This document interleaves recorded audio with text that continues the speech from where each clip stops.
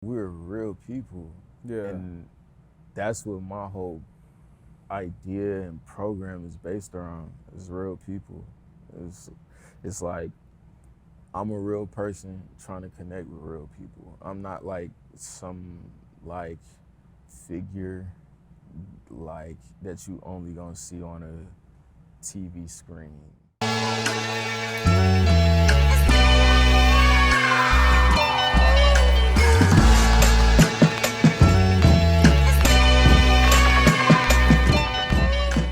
What's up, bro? What's up, man? How you doing? I'm good. How are you? I'm good, bro. I'm good. We out here in Charlotte. Hell First yeah. time out here. Hella fucking cozy. Yeah, it's Were beautiful. you born and raised here? I was born in Virginia, but I was raised here for sure. I moved here when I was like 3, 4, something like that. Where in Virginia were you born? Fairfax. Oh, so you moved from Fairfax at 3? Northern Virginia. Man, I lived out there for like 4 years, and I still like, to this day, I still be thinking about moving back.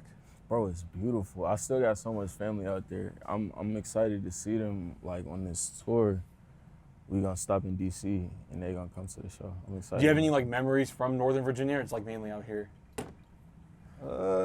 I got like, you know, like the memories when you were a kid and they feel like they not Dreams? Yeah. Like I got Yeah. like those kind of memories, but nothing concrete. Like I low-key got to run them by my parents and see if they real type shit. How's growing up out here? It was cool, bro. It was very chill. I think like slow pace, so I fuck with. Like I'm a very chill guy, so. Is being a slow paced place. Uh-huh. I feel this a lot with Dallas, that like, you know, we'll get into like career a little later, but like when you're coming from such a slow pace, when you go to like these bigger cities, it gets kind of it gets intimidating. Super. Yeah, bro. So I went to school in DC and it fucked me up. You went to college out there? Yeah. I went to Howard. Oh, for, like, okay, shit. For like a second, and then they had like a whole financial aid scandal. Like What was that? like somebody was stealing money from Shit. from students, and it was like a big deal. And so that like they fucked me over. I end up like leaving. Oh, it was because of that? You got fucked? Damn. Yeah.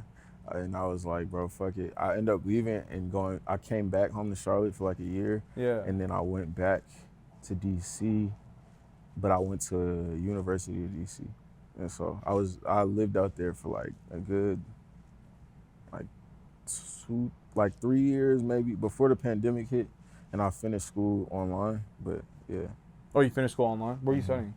Say it again? What did you study?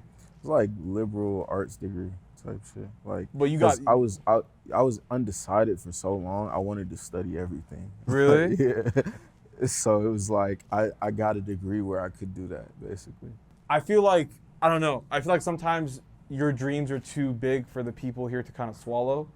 That it's like you tell them that like, oh, I want music to be my full-time thing. I want to be a rapper. And they're like, man, shut up. Like, we've heard this like 10 times. Yeah. For the longest, I was like scared to say I'm a rapper. Low key to this day, I still tell people I make music. Even after all this? Because it's just like a trauma response. Yeah. Like, bro, like saying I'm a rapper just feels crazy. Like, because I grew up here and nobody takes you serious. But like, I had to take myself very serious to be able to like be here, you know? Do you feel like being somewhere, like being in an environment where you're not taken seriously, is that more inhibiting to like self-confidence, or like is it kind of like iron sharpens iron, that like you really had to work twice as hard to show people like, yeah, I actually fucking do this? For me, it was the latter, but I feel like it really just depends on what kind of person you are, for real. Because it can be the former too. Like it can corner you, but low key, I think like it cornering me is what made me be like, you know what, like I'm finna lock in. Like a sense of urgency. Yeah, exactly. Like, and also like I can't take for granted the fact that I did leave when I was 18. So it's like I was young and I left the city and I got the experience of being able to be the rapper somewhere else and then coming back home. And it's like, yeah. Did that kind of fuck you up, seeing like what else is out there and then like being forced to come back here? Like, does it motivate you more, like motivate you more to leave again, or does it make you more sure that you want to stay here? Both. That's why I feel like we was talking off camera, I feel like I'm gonna just probably be back and forth forever. Cause it's like, it made me realize like the reason that Charlotte is so like inhibiting is because of like lack of infrastructure here. Yeah. So it made me be like, I want to be part of the pioneers that build the infrastructure. You know what I'm saying? And start it from the ground up so that it's not crazy for you to say like, I want to pursue art full time in Charlotte. Like, you know? But it takes like a certain kind of pressure to really sit back and a certain love for the city to be able to take that sacrifice to build the foundational blocks for other people to build off of. But while you're doing that, it's also like it's giving like a slower start to the career, where it's just like, if I was like, let's say somewhere else where there's just like more opportunities and abundance, I could be like, I can outpace my career as opposed to like staying here. But I feel like there's like a very fine line of sacrifice you have to take. Like, step outside and then come back in. Nah, exactly. That's why I said like the being back and forth. But yeah, it's a sacrifice for sure. I think like, but low key, beyond my career, that's just how I am as a nigga, honestly. Yeah. It's like, bro, like I recognize that like my life is bigger than me. Like it's about like my people, my genealogy, before it's just about me first and my desires first. So I think that just translates into my career. That's what Burden of Truth is about. It's like the burden of truth to me is like the idea that my life is bigger than just me. And Who were you listening to growing up? everything. Like my pops is a big hip hop head, so I was listening to a lot of like Hove, deep cuts. Yeah, like Yeah. what? It's like this one song he got with the Roots called like, I don't know what it's called, but it's like Get My Shit Off. Like that's Yeah. like just one random one that came to my mind for sure. But yeah, like deep cut like mixtape Jay-Z, and of course like the regular like Jay-Z and shit like that. But like a lot of Hove, a lot of like Wu-Tang and like the regular usual suspects. But then it was like my mom was playing a lot of gospel in the crib and like R&B. Like, bro, no bullshit. I be saying this, niggas be thinking I'm joking, but like Confessions by Usher, like that album, bro, it's so good. Like, It has some shit in it? bro, my mama had the CD when I was a kid. I used to steal it and sneak it upstairs, play it on my CD player.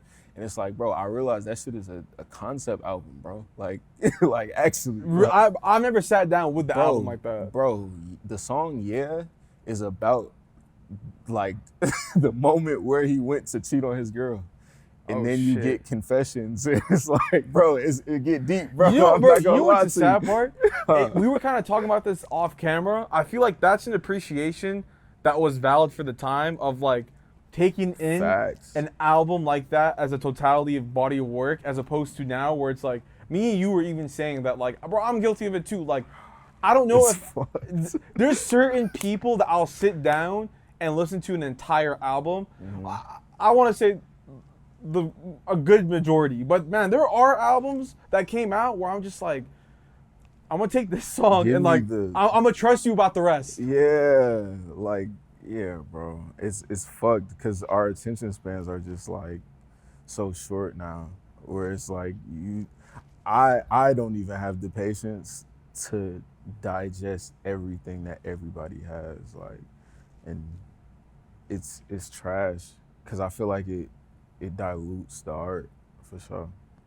How does that affect the way that like you make music? Like keeping that in mind? Because my whole thing, I was telling you this off camera. I feel like it's a bubble that's about to pop, and like, you know, when you're talking about the function of art needs to be looked at from like in totality. Like you can't just zoom in on a piece and try to figure out the rest. You need the entire piece. Yeah. So it's like even with like albums dying out now, that like does that kind of switch the way that you make music? Like what do you think?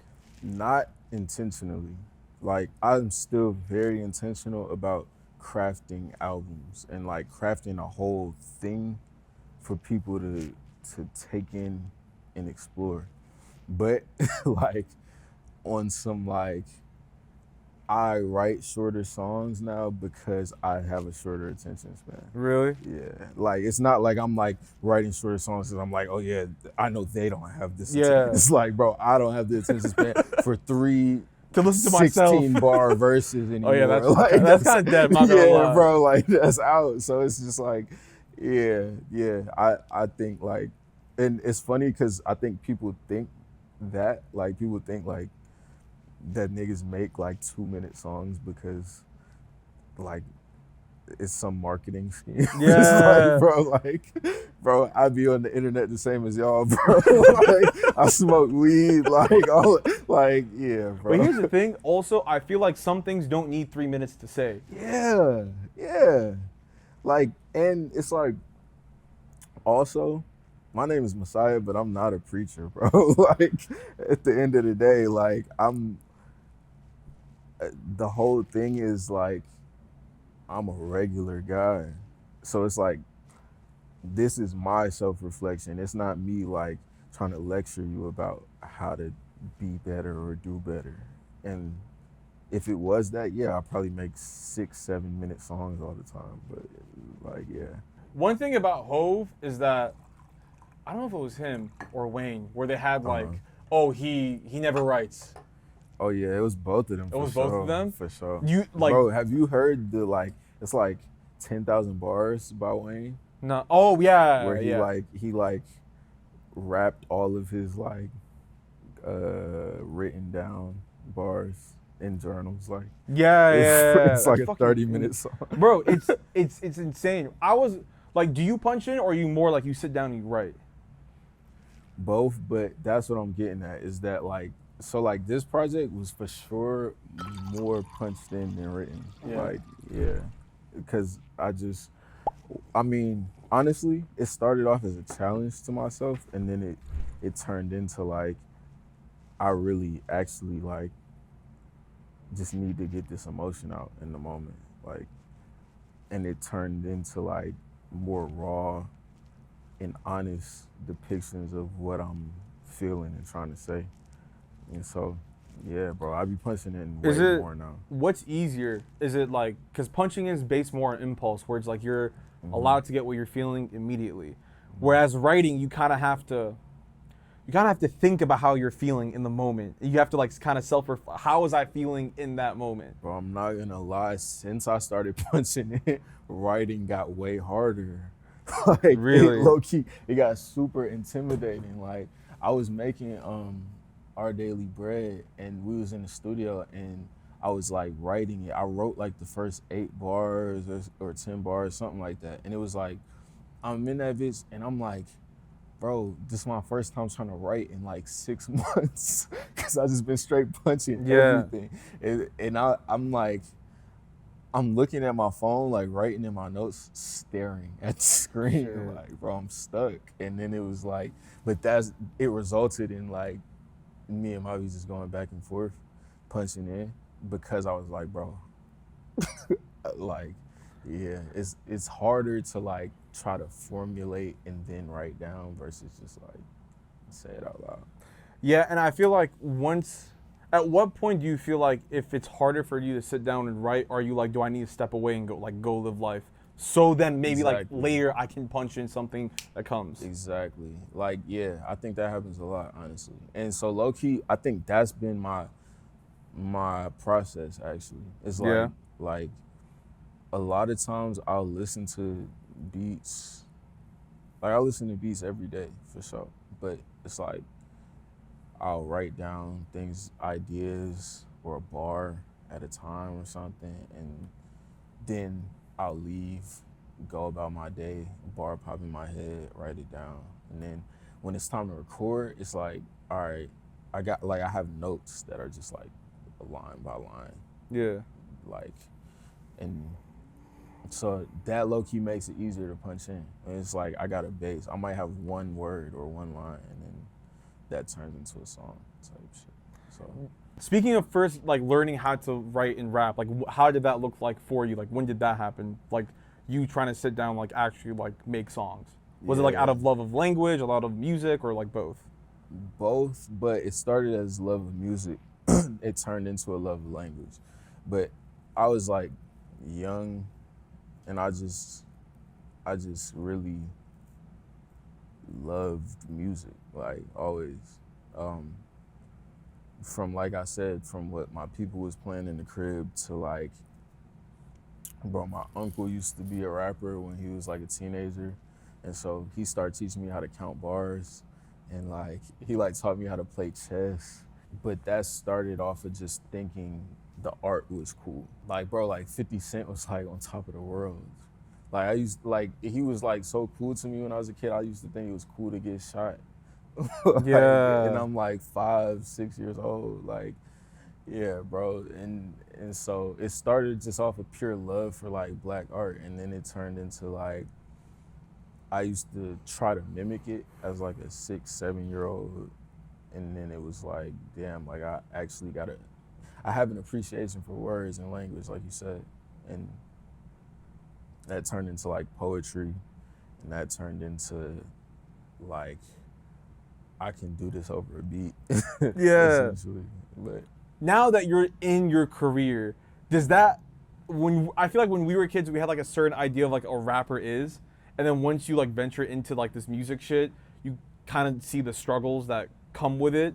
Did that kind of like make you like less googly-eyed about the whole like the theatrics of it, like how it looks? absolutely, bro. This shit, bro, like, and also not for nothing, like rap changed since then too. It did. Like it's not the same thing it was when I was 6 years old. Like, but also it's like I'm not the same person I was when I was 6 years old, and I don't really think even what was cool back then, I don't think that's cool today. Like for myself, like, bro, like we're real people, Yeah. and that's what my whole idea and program is based around. Is real people.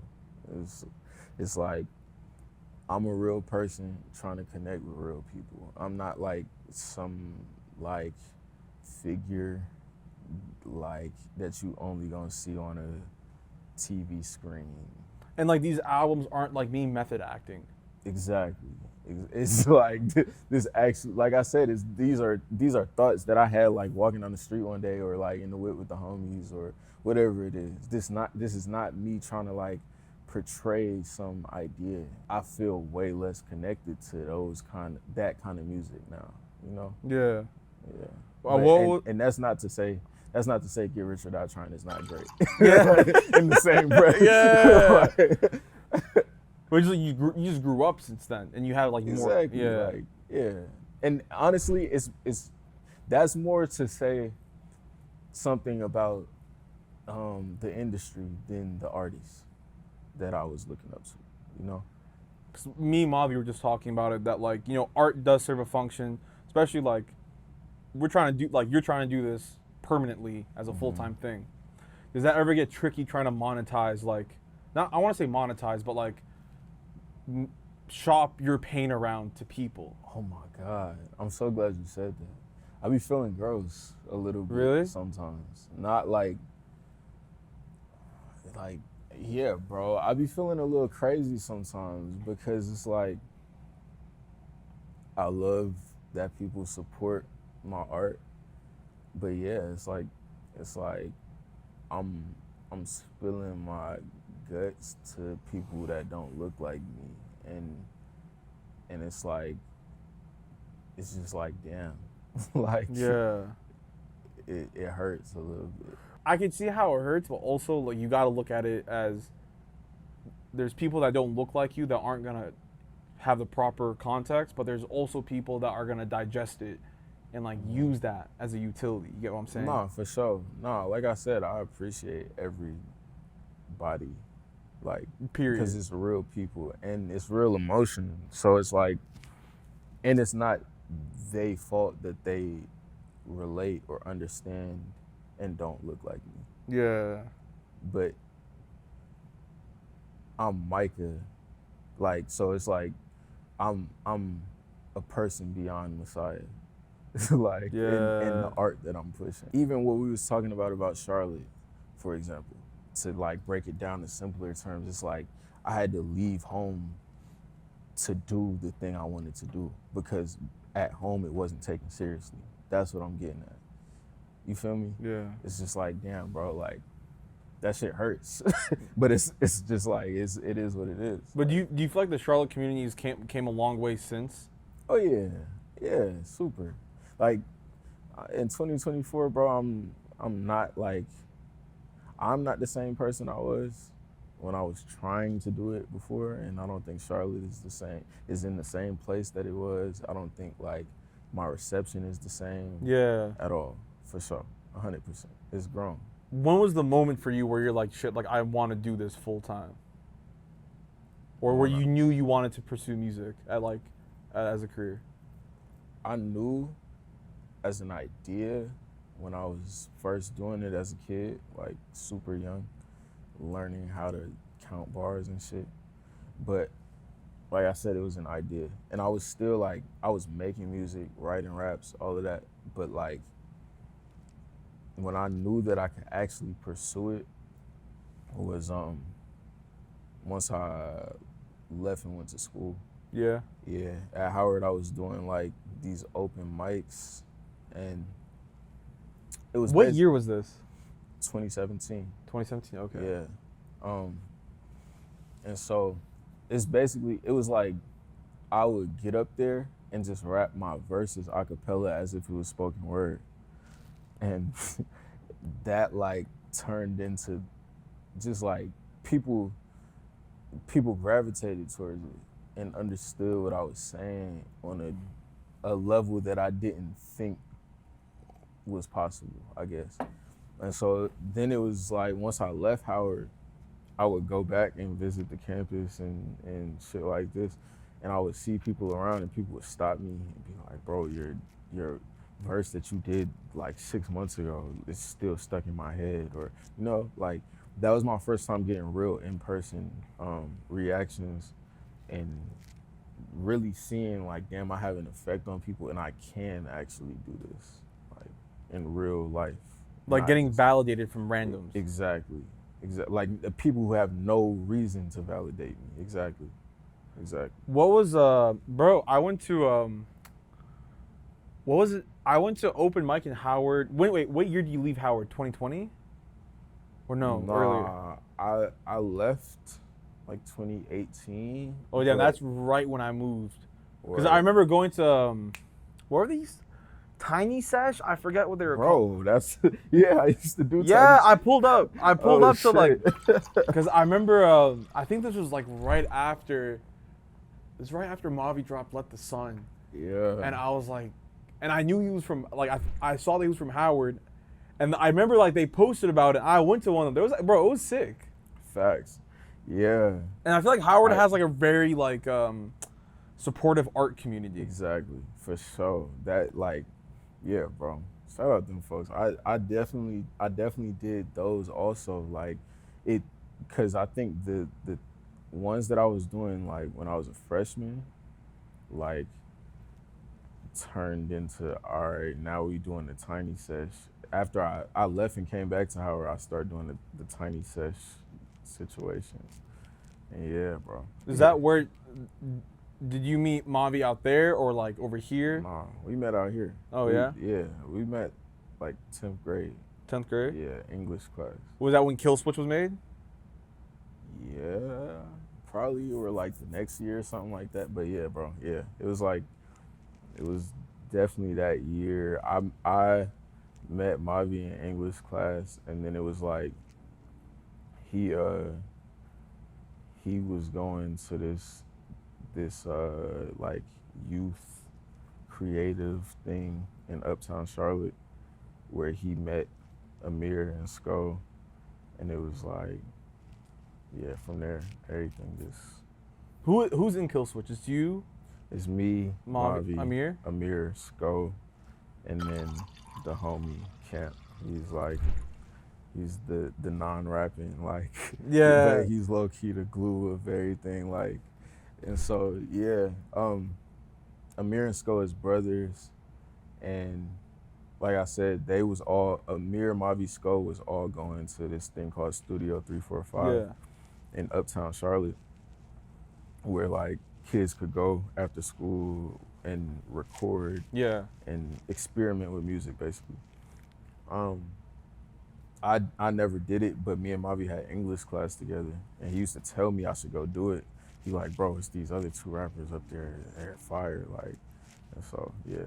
Then, like, once we all met, it was like, it just made sense. It was an interesting, like, we all kind of got the same way of thinking about the world. In what way?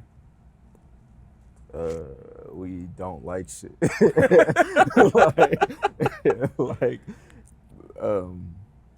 And like I don't know, it's like we really on some like, let's be good at the things that matter, and let's like not make it look good, but like actually be good. Like, yeah. Let's not make it look good, but be good. Exactly. Oh, so not focusing on like how we're perceived, just like let's be so good that you have to hear about us. Type of shit. Yeah, but also like that's like to say that we was really getting into the nitty gritty details of like learning to mix shit ourselves. So and like coming up with concepts for like visuals and shit. Like the deeper layers of the rollout shit that everybody don't think about. Like we was getting hands on with every part is what I'm getting at. Was that like from a lack of resources because all you guys had was each other? Exactly. It's literally that. Cause it's like, and that's why like what we started off with this idea of like Charlotte kind of corner you and make you feel like you have to either be the thing or don't be anything. And so, I was like, bro, I'm gonna be the thing. Like, I'm not just gonna like cower and be stuck in the corner, you know? Like, I'm a learn every aspect and learn how to like find my way out of this shit.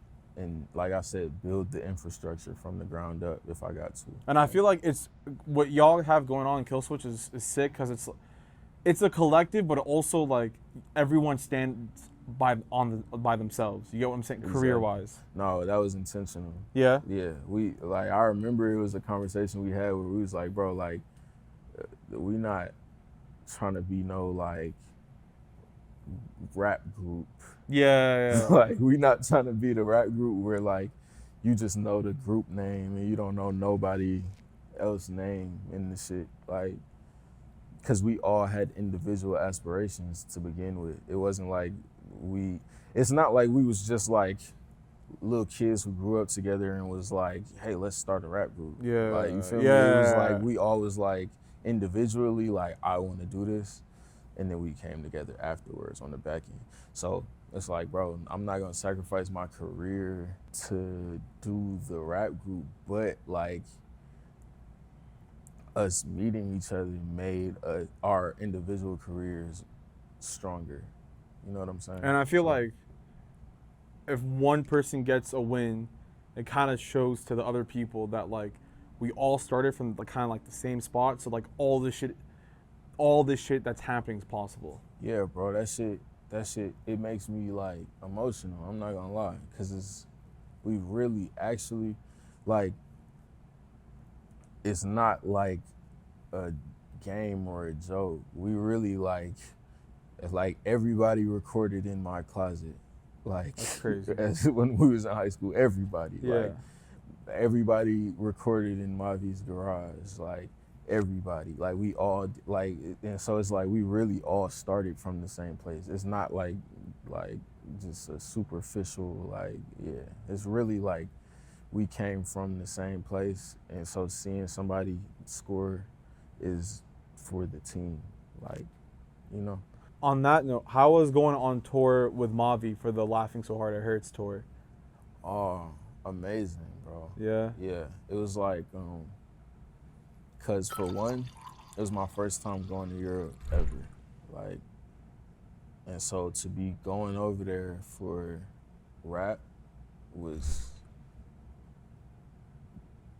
beautiful. Yeah. Like, yeah, and to see like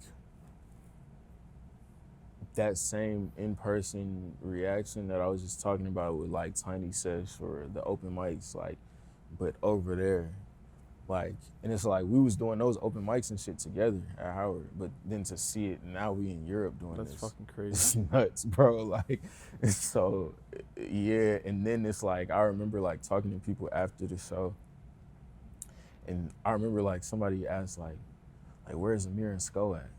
And we're in London, bro. No way. I'm like, what the fuck? Like, and they're like talking about songs that we got that's like SoundCloud exclusives. I'm like, how do you even know this? Like, yeah, that caught you by surprise? Super, Yeah. cause it's like, damn, like, I think like for example, the first show was in Paris, and I was nervous as shit, like, because we in France, bro, and I'm like, I don't know if they even gonna speak English. I never been to fucking France before, like, so I get out there, bro. I'm like, it was some song of like an old project, like Through the Winter, like 2020 project, and they start like singing along, like latching on to the song and like singing the lyrics back to me. And I'm just like, bro, like, this is nut. Like, I came out here nervous that y'all wasn't gonna speak English, and I ended my set with y'all singing the songs back to me. Like, that's amazing. How was it like coming off, like seeing, like doing what you love on stages across the world, to getting back to like, I want to say like ordinary life, like it's a bad thing, but like you are the center of attention for like 2 months, right? And Bro. people are screaming your lyrics back, and then you go back and you're just sitting at the crib. And you're like, what the fuck just happened? You ever done Molly? Nah. Okay. You're like, you good. It was like that though. Like, really? Yeah, it's like, bro, like it actually like drained me of every endorphin and all of my dopamine, like coming back to regular life and realizing like I still got bills. I'm not like rich. Yeah, I'm not like, you have normal life shit. Yeah, like, and so basically I had to come back and figure shit out and make shit work, bro. Like, I straight like started like working a office job off of that, and it was like that shit hurt. Like, it fucked me up. I was like, bro, like, You talk about that in the album. yeah, I did. Yeah, it was like The temp agency? Yeah, bro. It was like, what am I doing? Like, I was miserable. I was like, bro, I literally just came from being the nigga that I am and that I know that I can be and I'm supposed to be, and I gotta go back and do this to make ends meet. And then that turned into like, yeah, I'm not doing this to make ends meet. Yeah. Like, yeah, bro. Man, So, it's crazy, bro. I literally had this discussion with my wife because I feel like, on one hand, like what I'm building has never been as good of a spot as it is now, but then also like I have real life shit where like I'm having to do like little side things here and there just to make ends meet, and it puts you in a fucked up state of mind because it's like, half of me is like, I'm that fucking guy, and the other half of me is like, I want to say it's humbling that just like I'm not where I need to be, and then you coming to that realization fucks you up even more, that like why am I not where I need to be Yeah, with bro. this thing that like I love? Literally. And also the other thing that fucked me up too was because rap is obviously a public facing job. Yeah. So like people like seeing me go on tour and shit and expect certain things or a certain reality for me that wasn't my reality at the time. And that Yeah, shit fucked me up. yeah. Like you should like they see you on tour and they think you're full-time rapper mode. Right, exactly. And it was like, I'm like, damn, I want to be full-time rapper mode. And so, but honestly, I'm super grateful though, because that like turned into me having to get into full-time rapper mode. Like, Out of urgency? out of respect for myself, I think. And just like honoring my talent, honestly. Like, it was like, bro, I've given too much to this to half-ass it anymore. Or, you know what I'm Bro, saying? yeah. Like, yeah. At a certain point, you do have to take the plunge, and it does have to be all or nothing. And I'm not saying that you can't like not focus all your entire efforts onto it. I also think that like there's a way that you can make this shit more sustainable. Like I was telling you off camera, the biggest thing that I learned, and honestly, bro, the shit that moves my shit. Financial security does give you creative freedom. So it's like, yeah. so it's like even. And one thing that I hate seeing people do is gimmick shit out of urgency to make something out of their career because, like, you know, they need something to work now. Right. That's why I said it wasn't out of urgency. It was out of, like, let me take care of myself. Yeah, You yeah, know? out of Like, respect. Yeah. So one thing about, like, growing your career in anything, there's, like, a few stages. There's the first stage where it's, like, you're more googly-eyed and like you're Yeah. just experimenting and throwing shit out there. Yeah, yeah. And there's the other stage, you throw shit out there, something sticks, and you start getting like your first few opportunities. And like it could be whatever. Like it could be whatever moment.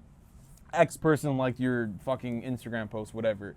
And you start championing these. And then it's like these opportunities start to compound and it starts like, you know, now it's a career out of this, you know, but you're far away from where you started, but yet you're far away from where you think you need to be as the come up, where it's like you're at a point where it's like, man, like I fucking do this, stop playing with me. Yeah.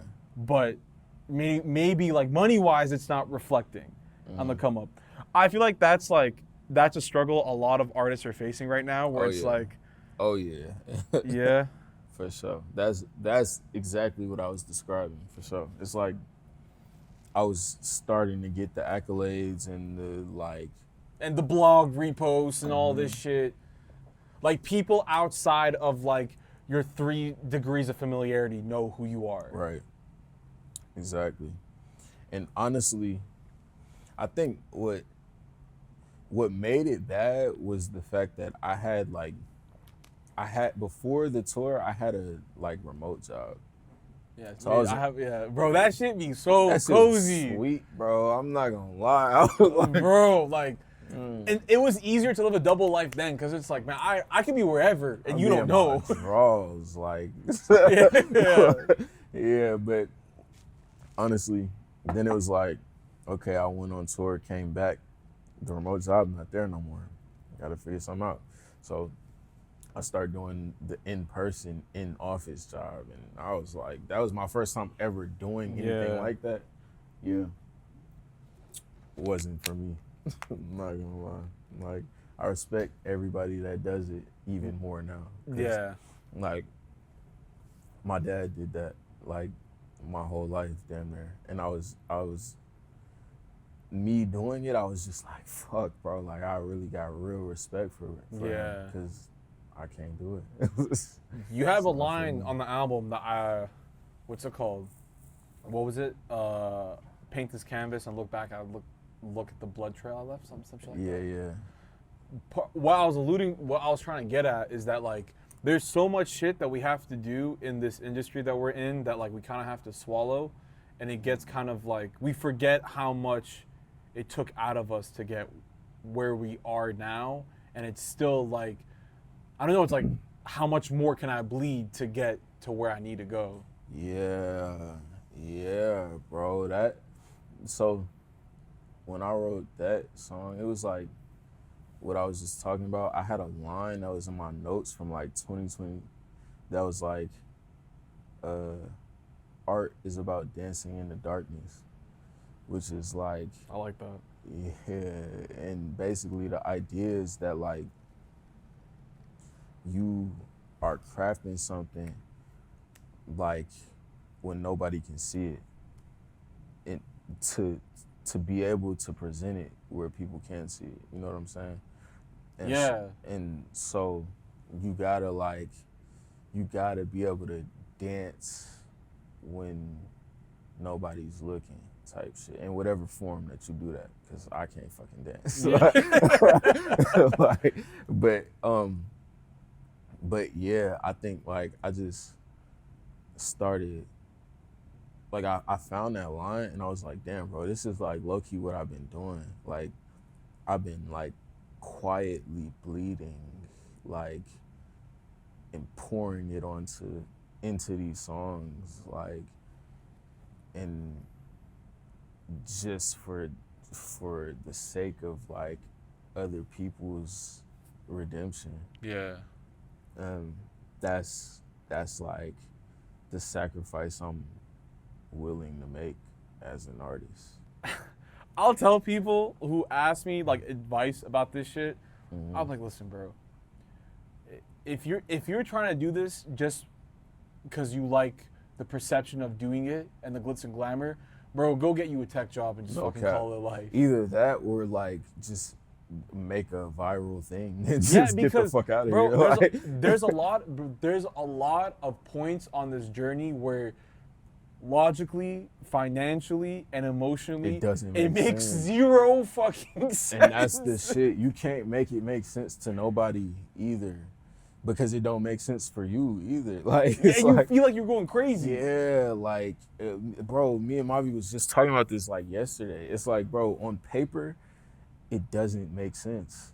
It doesn't. But like, I feel like my whole thing is I deal in like things beyond the physical.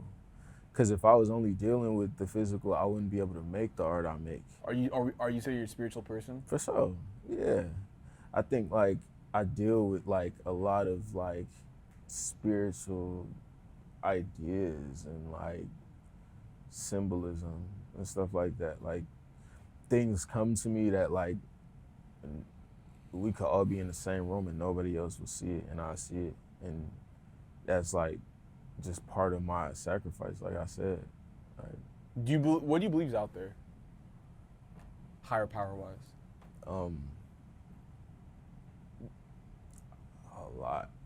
Yeah. Yeah, I believe like I got like angels around me in this room. Like, I'm kind of same. Yeah. Yeah, like.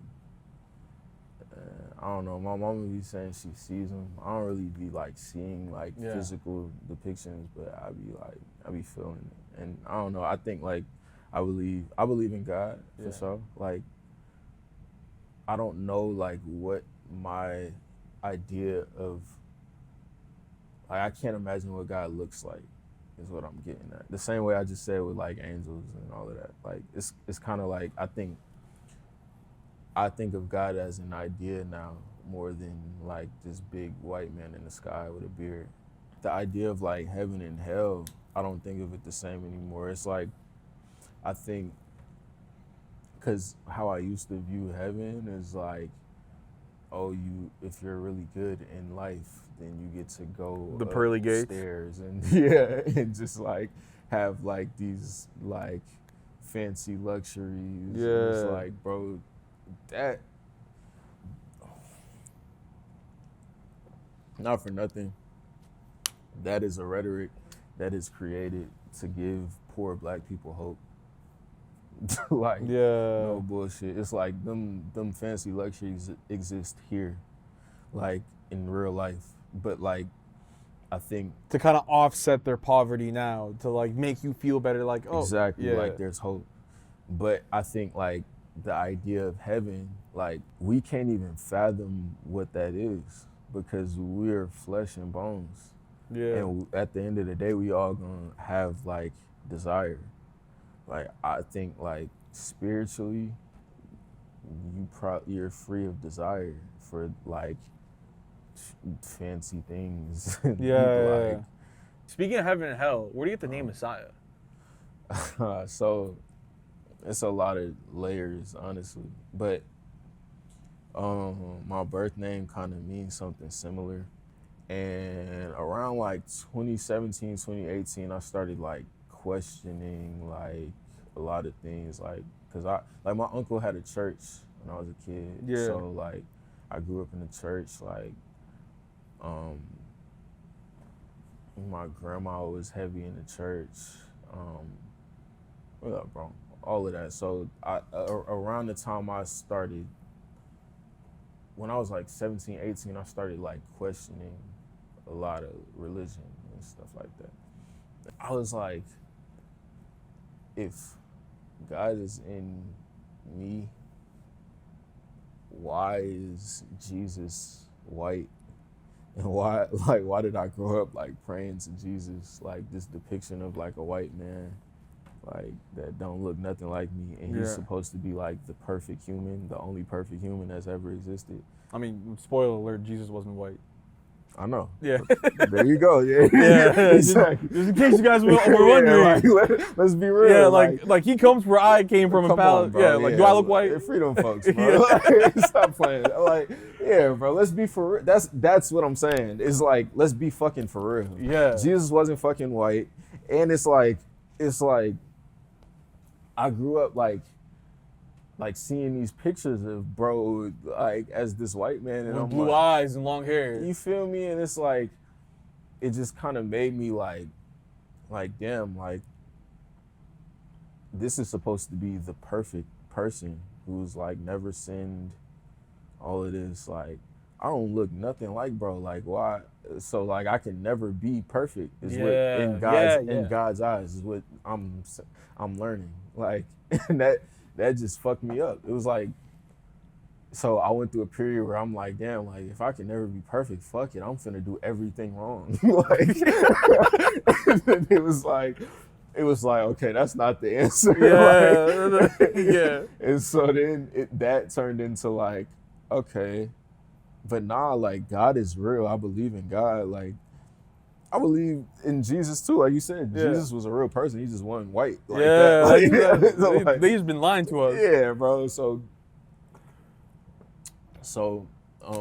yeah, from there it was like I started asking a bunch of questions, and then that turned into like, bro, if God is in me, like, and in my footsteps and my language, my everything I touch, like, I can be my own savior.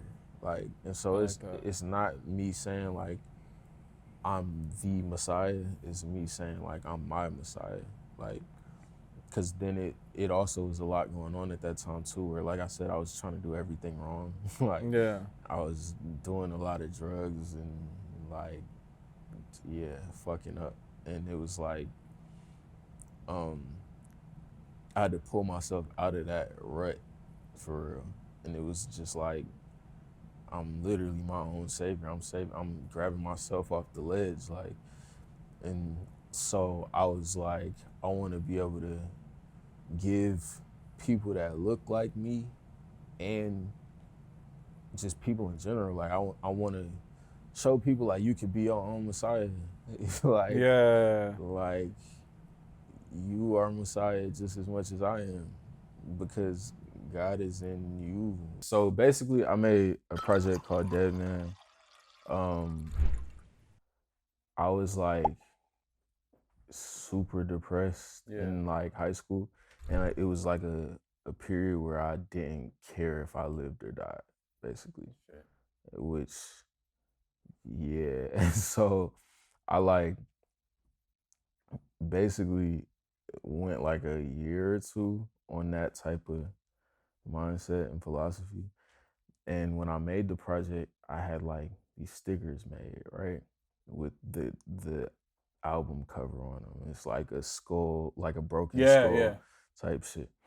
And so in like 2018, I got into a real bad car wreck where it was like it low key ain't make no sense that I like lived. Yeah. It was like a T-bone. Like I'm like leaving the intersection. I got T-bone. The whip like flip in the air and like lands on the wheels. And I'm like trying to open the door. I can't get out. So I gotta like roll the window down, jump out the window. Or I jump out the window, the dead man stickers is flying everywhere. And bro, I dead like walked away from that, no scratches. That's crazy. Like, That's an act of God. You get what I'm saying? Yeah. So then it was like, okay, that was clear that I'm here for a real reason. Yeah. It's like a dead man walking. Exactly. And then, but then it was like the Messiah thing became even more of a thing because it was like, bro, like I really just like walked away from this, and I have an opportunity to make my life matter. My life already mattered, but I got an opportunity to like prove that.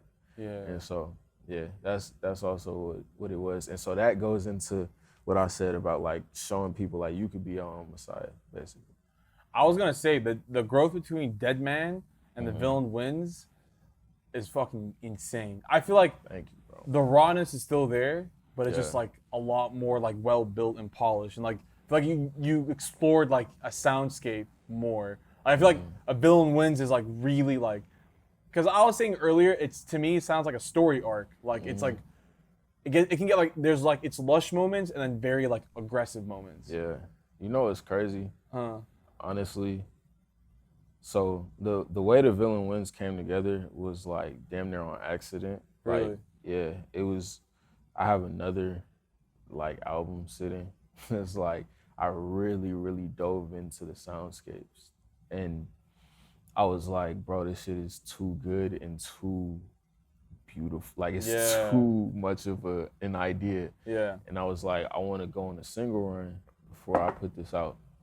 The single run turned into the Villain Wins, and it turned into like, damn, I'm making all of these songs that low-key have the same story arc, like you said. Yeah. I wish I could like really just belt and sing a hold a note, like yeah. So I just resorted to barring up on you fuck niggas. Was the way the Villain Wins starts? It's like a very vulnerable spot. There was a line on it that what's it called? Oh, I don't like praying for my problems because that means I gotta admit that I got them.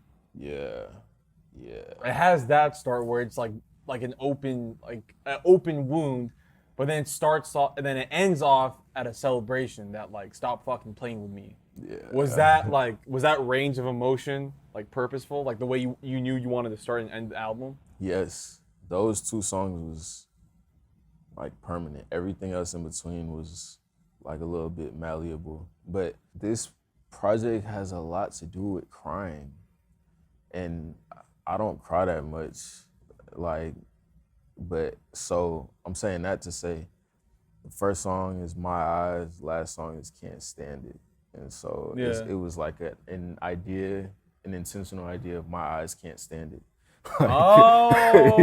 Okay. Yeah. And it was just like, because I don't really cry, and this is me trying to cry. Yeah. For sure. The first step to recovery is admitting there's something to be recovered from. Oh, yeah. You know what I'm saying? Yeah. It's crazy, bro. Because that song, it was one of the first songs where I was like, I told you, all right, like punching in, like started off as a challenge to myself to just get songs done or ideas Yeah. more so. But like My Eyes really was one of those, like, I probably had just got off the office job, like, Yeah. and I really like punched in, and it was like everything just came out, and I was like, fuck. It was one of the first times where I punched in a song that was really about something, and I really said everything I needed to say that quick, and it showed me that I could do it, you know? And so Yeah. a lot of the project, low-key, is that. It's a lot of songs that are me trying to recreate, well, not even trying to, but it just happening, you know? Yeah. How did Silent Hill come about? Your first song is hard. Thank you, bro. So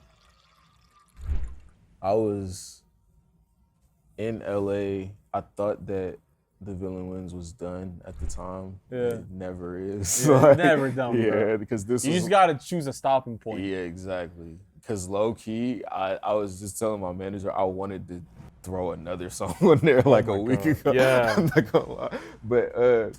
But yeah, I was in LA like January. I was like shooting videos and content for The Villain Wins because, like I said, I thought it was done. Yeah. And then I was like fucked up, heartbroken, all kind of things. And I remember I was at like a B&B with MAVI. I went on a walk because I'm fucked up, heartbroken, all of the things. And then I came back, Ovrkast is in the crib, and it's like, they was like playing the beat already right into it. And I was like, Ovrkast made that beat, right? yeah. So this nigga MAVI, like, he rapped me his verse as I'm walking back in the crib, like, and his shit is already like a minute long, like, Yeah. and I'm like, bro, yeah, like, you gassed, but you know I gotta do that. And then, bro, the nigga just walk away and come back with another minute long of a verse. I'm like, bro, like, nigga rap for like 3 minutes at the end of this shit. But yeah, nah, that's just how it came together. I just came back in, wrote my verse. And yeah, that was also one of them, my first time trying to write a verse down in a long time. Yeah. So I think like it was shorter than I wanted it to be, but it was like, fuck it, we here. We doing it. How hands-on are you with the production of the album? Super. Yeah? Yeah. I'm very picky with things. Like, I have like an ear, and I still every once in a while produce. Yeah. I don't produce as much as I would like to, but yeah, so, and I used to mix all of my own shit. Oh, shit, like, word. Through the Winter was all mixed by me. Like, that was like 2020, like I said, like, it was, and like you said, that was just out of necessity. Yeah. And so, yeah, because of that, I'm very hands-on. Like, there's certain elements, like Dirt Don't Hurt has like a bass line, like, the homie Angelo played it, it's beautiful. But like the original iteration was just piano, just me rapping over the piano and drums. And I was like, bro, it just needs a bass line to drive it. Like, like it's sometimes the bass is like the glue it's of what everything. does it, facts. Yeah, so yeah, I'm super hands-on with the tiniest details. Yeah. And I be overthinking a lot of. Yeah, that's when you're a perfectionist, bro. You sometimes, and I'm the same way. I'm really meticulous about the smallest shit that no one else is gonna notice, but it's gonna fucking bother me every time I see it. I swear. But sometimes it's just like, all right, you just gotta wrap up and move on. Yeah, low key, that is this run for me, actually. You have to, because bro, that's how I've been for the past few years. And I've made so much music that I was like afraid to put out. Where I was like, I might have put it out and didn't give it its full like just because it was like I'm such a perfectionist. If it's not gonna be like this, then I'm not gonna do anything. Like, it's like I had to have that. Yeah, bro, I had to like take everything in stride and be like, bro, I'm committing to this, so I'm willing to accept everything that comes with it. Like, I'm not gonna lie, like, the album came out with errors on it. Like My Eyes has like 10 seconds of wipe down music. At the end of it, it blew the fuck out of me. Like, Really? just from an artist perspective, Yeah. like, I was like, fuck. It's Yeah. like, but I was It's shit like, that no one's gonna notice though. yeah, it's like, and we gonna swap it out. It's good. Like, by the time this is out, it'll probably be fixed. Yeah. But Yeah. like, I just had to accept it and just be like, bro, I'm here. I'm doing it. And, Yeah. and I'm not like, I'm doing this shit without the big machine and everything behind it. Like, I'm really the guy Grassroots behind Messiah. Yeah. Like, so I'm willing to accept whatever comes with that, you know? If there's one thing you want people to come out the album, what is it? Redemption.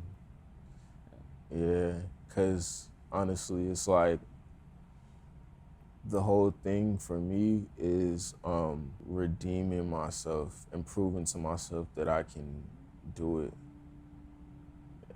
do what I wanted to do, everything I wanted to do. And so I just want people to feel like that. Like you said, like, there is a very intentional arc, and it starts a certain way, ends a certain way. And you're gonna end it by your terms. Exactly. My guy, I appreciate you coming through. Yeah, man. Where can people find you at? At 101 Messiah on everything. Messiah, all caps, like Doom said, the real villain. Yeah. Messiah, all caps, exclamation point at the end of it.